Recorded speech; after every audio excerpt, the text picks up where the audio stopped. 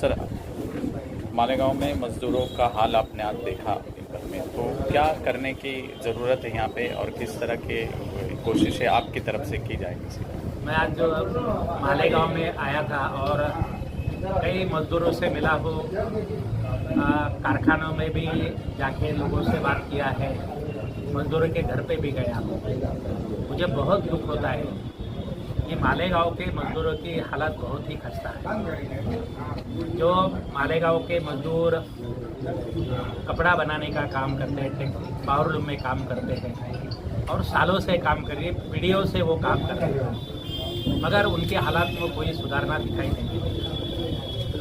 CI2 power loom worker के बारे में संघर्ष कर रही है। आपको पता है कि ये पावर लूम कामगारों के लिए कल्याणकारी मंडल स्थापित होना चाहिए। इसके लिए हमने बहुत बड़ा संघर्ष किया। हजारों लोगों के मोर्चे हम बम्बई में लेके गए, मिनिस्टरों से कई बार बात किया और इचलकरंजी हो, सोलापुर हो, मालेगांव, भिवंडी में हमने कई आंदोलन सभाएं करके सरकार से मांग की कि वो कल्याणकारी मंडल शुरू होना चाहिए। मगर अभी जो मीटिंग मंत्रालय में हुई, वहाँ पे लेबर मिनिस्टर हसन मुशर्रफ साहब ने बोला कि हम एक कल्याणकारी मंडल बनाएंगे। मगर हमारा ये कहना है कि सिर्फ कल्याणकारी मंडल बनाने से काम नहीं होगा, उसके लिए निधि होना चाहिए, पैसा होना चाहिए, बजट में उसके लिए तरतूद होनी चाहिए।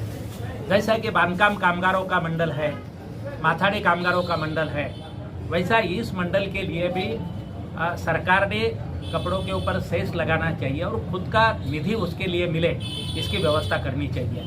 तो हमने ये सुझाव सरकार के पास रखा है और सरकार ने बोला है कि हम इसके बारे में सोचेंगे।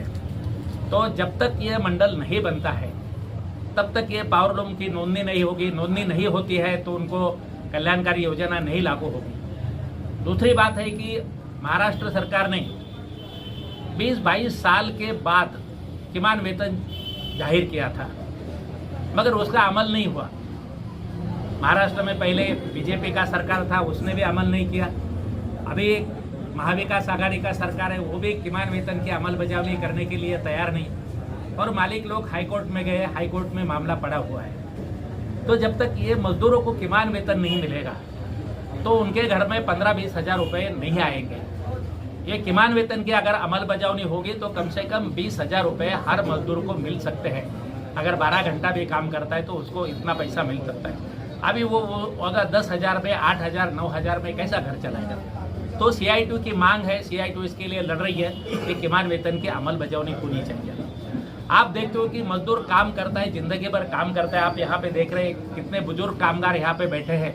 जिंदगी भर काम करने के बाद उनके पास एक फुटी कौड़ी भी नहीं है, क्योंकि उनका प्रोविडेंट फंड नहीं है, उनको ESI की सुविधा नहीं है। अगर प्रोविडेंट फंड नहीं रहेगा तो पेंशन नहीं मिलेगी, अगर प्रोविडेंट फंड नहीं रहेगा तो उनके पास कोई बचत नहीं रहेगी। तो कानून बोलता है कि प्रोविडेंट फंड लागू करना चाहिए, मगर ये सरकार है कि उसके केंद्र की सरकार है, मोदी साहब की सरकार है, बहुत बात करती है, सबका साथ सबका विकास की बात करती है, मगर वो कोई भी प्रोविडेंट फंड को लागू नहीं किया जा रहा है। प्रोविडेंट फंड के अफसर हमने कई कंप्लेंट किए, यहाँ पे मालेगांव के मजदूर के कंप्लेंट हम नासिक के ऑफिस में किए थे। कुछ जगह पे हम प्रोविडेंट फंड लागू करने में सफल हो गए, मगर सरकार ने इसमें ध्यान देना चाहिए, प्रोविडेंट फंड लागू होना चाहिए। तो ये सवाल मेन है। मुझे लगता है कि मालेगांव के मजदूरों की जिंदगी तभी बेहतर होगी जब किमान वेतन लागू होगा, प्रोविडेंट फंड लागू होगा, उनको ESI का लाभ मिलेगा और कल्याणकारी मंडल होगा। मैं यहाँ के जो चुने हुए विधायक है, या अपने यहाँ से मिनिस्टर भी है, दादा भुसे जी भी है, इन दोनों को मैं दरखास्त करूँगा कि जनता ने आपको प्यार से चुन के दिया है, आप इतना ही करो, जो कानून है उसके अमल करने के लिए कोशिश करो। आपको नया कुछ करने की जरूरत नहीं है, आपके सरकार का कानून है उसको लागू करो और ये मालेगांव शहर का नक्शा बदल जाएगा। आप सोच सकते हैं कि 1.5 लाख लोगों का आमदनी जब डबल हो जाएगा तो मालेगांव की सही मायने में प्रगति हो जाएगी। तो ये हमारा मांग है सरकार से, और जो चुने हुए नुमाइंदे उनसे भी हमारी ये मांग है कि उन्होंने इसमें ध्यान देना चाहिए। देखो, हम तो ट्रेड यूनियन बोल के कोशिश कर रहे हैं, हम सभी संगठन को एक कर रहे हैं, हमारे सभी संगठन के भाई सब अभी साथ में आए हैं और पावर लूम वर्कर को रजिस्टर करने के हमने मुहिम चलाई है। मैं सभी संगठन को गुजारिश करूंगा कि वो आगे आए, अपना हर पावर लूम वर्कर नोंदणी होना चाहिए, हर असंगठित कामगार की नोंदणी होना चाहिए, हर एक को श्रम कार्ड मिलना चाहिए। कम से कम उनको एक्सीडेंट पॉलिसी का तो फायदा मिलेगा, वो अपने को करना चाहिए। और यहाँ के नगर सेवक हो, यहाँ के जो भी नुमाइंदे हो, उन्होंने भी आगे आना चाहिए, क्योंकि इसके लिए काफ़ी मदद लगेगी। नौजवानों ने आगे आना चाहिए कि अपनी पीढ़ी काम करती गई, उनकी कोई आइडेंटिटी नहीं है, तो ये श्रम कार्ड एक आइडेंटिटी बन जाएगी। तो बच्चों ने आगे आना चाहिए, नौजवानों ने आगे आना चाहिए, और मोबाइल पे, लैपटॉप पे और कॉमन सर्विस सेंटर पे हमारे मजदूरों के रजिस्ट्रेशन करना चाहिए। अगर ये रजिस्ट्रेशन होता है तो हम बोल सकते हैं कि 2 लाख मजदूर है, ये 2 लाख मजदूर के लिए सरकार क्या कर रही है। तो इसके लिए रजिस्ट्रेशन बहुत जरूरी है, और इस मुहिम में भी CI2 पूरे सहयोग मालेगांव के मजदूरों को करेगी और उनका रजिस्ट्रेशन करने के लिए पूरी कोशिश करेगी। सब लोगों ने हिम्मत हार दी। ये वो नौजवान है कैद हो गए थे, इन लोगों ने उस वक्त लोगों की हिम्मत की जब लोग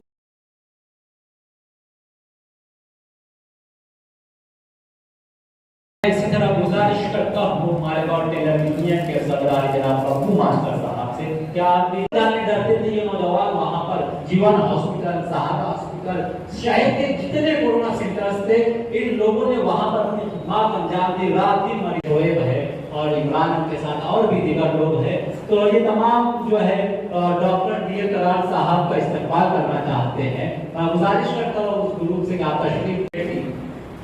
जब कोरोना जोरों शोर पर शहर मालेगांव में आया, ऐसा कह रहे थे लोग, उसको तो अभी तक नजर बहुत प्रॉब्लम हो रही है। मेरे बंधु कभी तो जागो, कभी तो इंसानियत के तौर पे नीचे वो तो खड़े रहो। लड़ना है, जीतना है, हक की लड़ाई हमेशा लड़नी चाहिए। कामगार की हर जगह पे असंगठित होने की वजह से, हमारी विचारधाराओं की वजह से और हमारे डर की वजह से हमारी क्रांतियां कहीं से छूट जाती है। और क्रांतियों के साथ जो गाना होता है, वो गुनगुनाना होता है, वो सुगंध होता है, वो हम कहीं ना कहीं बहते पानी में छोड़ते जा रहे हैं। इसलिए हमारी क्रांति को क्रांति नहीं मिल रही। मेरे दोस्तों, मेरे बहनों, हमेशा रास्ते पे उतरते समय हमेशा सीना तान के चलने के लिए ये क्रांति कहा जाती है। यही कहते हैं लाल सलाम, अरे उतरो मेरे बंधुओं, आज लड़ने की तैयारी करो, क्योंकि आज जो भी मजदूर रोता है अपनी हक की लड़ाई लड़ता है। हर मजदूर की मेहनत यहाँ पे रंग लाई थी। जो बंदा तो हमेशा अमीरों की तरफ चला गया, लेकिन मजदूर तो वही रह गया रास्ते पे।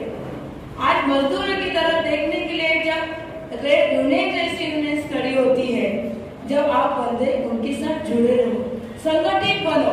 संगठित करने से एक लड़ाई करो, और ये जो बनाया गया है इंसानियत तौर पे, शासन के तौर पे हमारे हक की लड़ाई है।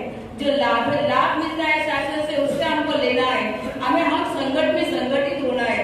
मेरे भाई, आज ही ये लड़ाई नहीं खड़े करोगे तो राष्ट्रीय तौर पे आप कहीं भी बेचे जाओगे। आपका हक, आपका मत, आपका इंसान हर जगह पे बेचा जाएगा, लेकिन आपका संगठित होना इतना जरूरी होता है। करते हैं जब हमारे खुद के शरीर में ये लाल कलम लेके आप घूम रहे हैं, यही हमारा ईमान है। जो कहीं की करता हे मालकाला घाबरता याचे भांडवल याची लढाई जास्त चालू। 4-4 तास, 4-4 घंटे, 14-14 घंटे एक माणूस त्या मशीनवर खड़े रह के भी काम करते हैं। हाथ चला जाता है, शॉक लग जाता है, मर जाता है, लेकिन छोड़ दो। पैकेट कायदा लाने के लिए कितने सालों से सब कांग्रेस लड़ रहे हैं यहाँ पे मालेगांव के अंदर, फिर भी डॉक्टरों की मेहनत आज रंग ला रही है। देखो, आपने अभी